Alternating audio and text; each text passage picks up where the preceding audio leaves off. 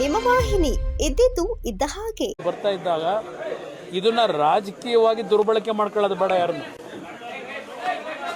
ಯಾರಾದರೂ ನಾನಿಲ್ಲಿ ಬಂದು ಏನೋ ನಾನು ಅನುಕಂಪ ಗಿಟ್ಟಿಸ್ಕೊಳಕ್ಕೆ ಬಂದಿದ್ದೀನಿ ಅಂತಕ್ಕಂಥದ್ದು ಯಾಕೆಂದ್ರೆ ಮಾತಾಡ್ತಾರೆ ಗೊತ್ತು ನನಗೆ.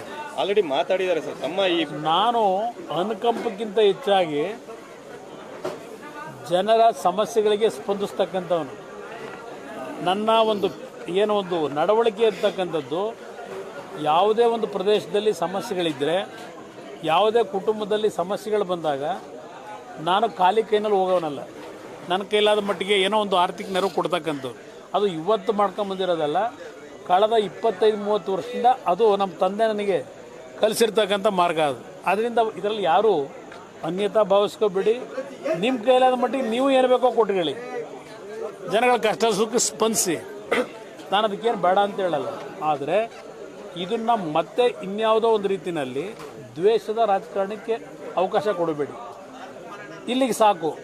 ನಿಮ್ಮ ತಪ್ಪಿನಿಂದ ಇವತ್ತು ಈ ಘಟನೆ ನಡೆದಿದೆ.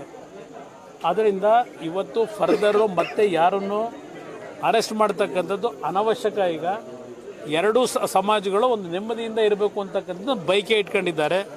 ಆ ಹಿನ್ನೆಲೆಯಲ್ಲಿ ಇವತ್ತು ನಾನು ಸರ್ಕಾರಕ್ಕೆ ಮನವಿ ಮಾಡ್ತಕ್ಕಂಥದ್ದು ಮತ್ತೆ ಪುನಃ ಅರೆಸ್ಟ್ ಮಾಡ್ತಕ್ಕಂಥದ್ದು ಇದರ ಅವಶ್ಯಕತೆ ಇಲ್ಲ. ಅಂಥ ಒಂದು ವಾತಾವರಣ ಇಲ್ಲ ಈಗ.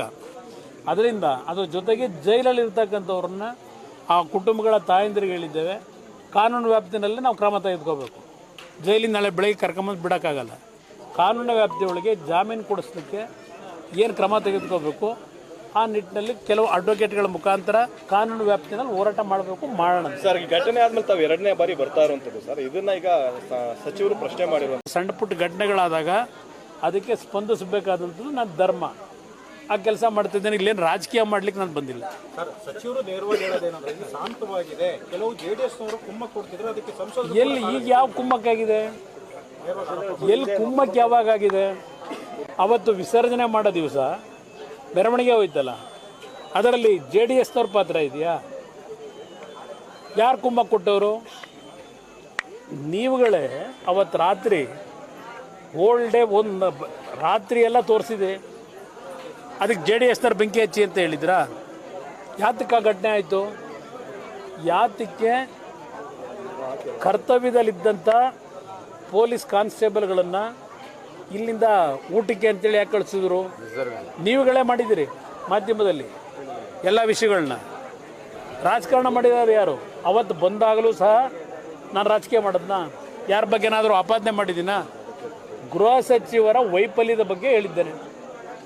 ಎರಡೂ ಸಮಾಜಗಳ ಬಗ್ಗೆ ಅಲ್ಲಾಗಿರ್ತಕ್ಕಂಥ ಅನಾಹುತಗಳನ್ನು ಸ್ಪಾಟ್ ಇನ್ಸ್ಪೆಕ್ಷನ್ ಮಾಡಿ ಎರಡೂ ಸಮಾಜಗಳಿಗೂ ಆರ್ಥಿಕ ನೆರವು ಕೊಟ್ಟಿದ್ದೇನೆ. ಮತ್ತು ಬೆಂಕಿ ಹಚ್ಚ ಕೆಲಸ ಮಾಡೋದನ್ನ ನೆಮ್ಮದಿಯಿಂದ ಇರಿ ಅಂತಕ್ಕಂಥ ಹೇಳೋದೆ. ಈಗಲೂ ಸಹ ಈ ಊರಿನಲ್ಲಿರ್ತಕ್ಕಂಥ ಗಾಬರಿ ನೆನ್ನೆ ಟಿ ವಿಲಿ ನೋಡಿದೆ. ನಿಮ್ಮ ಒಂದು ವರದಿಗಳ ಮೇಲೆ ಆ ಕುಟುಂಬಗಳ ಒಂದು ಸಾಂತ್ವನ ಹೇಳಬೇಕಲ್ಲ, ಧೈರ್ಯ ತುಂಬಬೇಕಲ್ಲ. ಇಲ್ಲಿ ರಾಜಕೀಯ ಮಾಡೋಕ್ಕೆ ಬಂದಿದ್ದೀನಿ ನಾನು. ಆ ಕುಟುಂಬಗಳ ದಿನ ಊಟ ಮಾಡಬೇಕಾದ್ರೆ ಕಣ್ಣಲ್ಲಿ ನೀರಾಗ್ತಾರೆ. ಆ ಜನ್ಮ ಕೊಟ್ಟಂಥ ತಾಯಿ ಅವ್ರ ಮಗ ಜೈಲಲ್ಲಿದ್ದರೆ, ನನ್ನ ಮಗ ಜೈಲಲ್ಲಿದ್ದಾನೆ, ನಾನು ಅಲ್ಲಿ ಊಟ ಮಾಡಲಿ ಅಂತಾರೆ. ಆ ನೋವಿನಲ್ಲಿದ್ದಾರೆ. ಅದನ್ನು ನೋವಿನಲ್ಲಿರ್ತಕ್ಕಂಥವ್ರನ್ನ ಸಾಂತ್ವನ ಮಾಡ್ಲಿಕ್ಕೆ ನಾನು ಬಂದರೆ